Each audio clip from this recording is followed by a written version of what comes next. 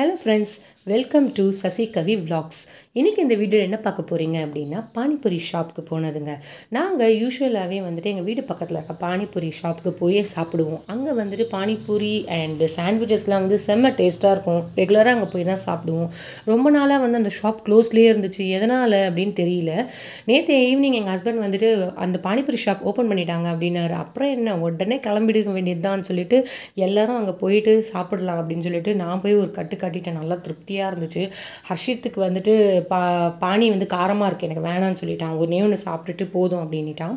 தென் அதுக்கப்புறம் என்ன பண்ணோம்னா சாண்ட்விச்சஸ் வந்து நம்ம பார்சல் வாங்கிட்டு போயிடலாம், ஏன்னா அங்கே கூட்டமாக இருக்குது, நின்று எவ்வளோ நேரம் வெயிட் பண்ணுறதுன்னு சொல்லிட்டு பார்சல் வாங்கிட்டு போய் வீட்டில் போய் சாப்பிட்லான்னு சொன்னார். சரி ஓகே, நானும் என்ன பண்ணிட்டேன், பார்சல் சொல்லிவிட்டு பார்த்தேன். அங்கே பார்த்தீங்கன்னா இன்க்ரீடியன்ஸ் எல்லாமே வந்துட்டு பார்க்கலாம் எப்படி பண்ணுறாங்கன்னு சொல்லிட்டு பார்க்கும்போது அதில் என்னென்ன போட்டிருந்தாங்கன்னா ஆனியன், குக்கும்பரு, அதுக்கப்புறம் பொட்டேட்டோ அண்ட் டொமேட்டோ, கொஞ்சம் ஸ்பைஸியான அந்த காரத்துக்கு கொஞ்சமாக தென் மசாலா ஒன்று ஆட் பண்ணியிருந்தார்.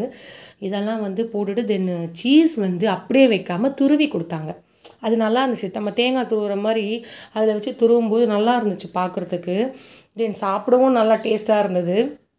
இந்த மாதிரி நம்ம வந்துட்டு இதுக்கு சாண்ட்விச் மேக்கர் இல்லாமலே செய்கிறது, நம்மளும் வந்துட்டு வீட்டில் இது மாதிரி ட்ரை பண்ணி பார்க்கலாம். ஏன்னா வந்து நம்ம சாண்ட்விச் மேக்கர் இருந்தால் தான் பண்ணணும் அப்படின்ற மாதிரி இல்லை.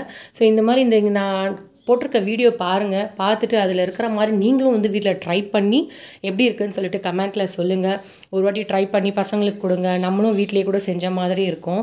தென் பார்த்திங்கன்னா ஃபினிஷிங்காக வந்துட்டு டொமேட்டோ சாஸ் அண்டு கொஞ்சம் கொத்தமல்லி வச்சுருக்காரு. அதுக்கும் மேலே வந்துட்டு பார்த்திங்கன்னா டொமேட்டோ சாஸ் மறுபடியும் வச்சுட்டு ஓம்பொடி வச்சு பேக் பண்ணிட்டாருங்க.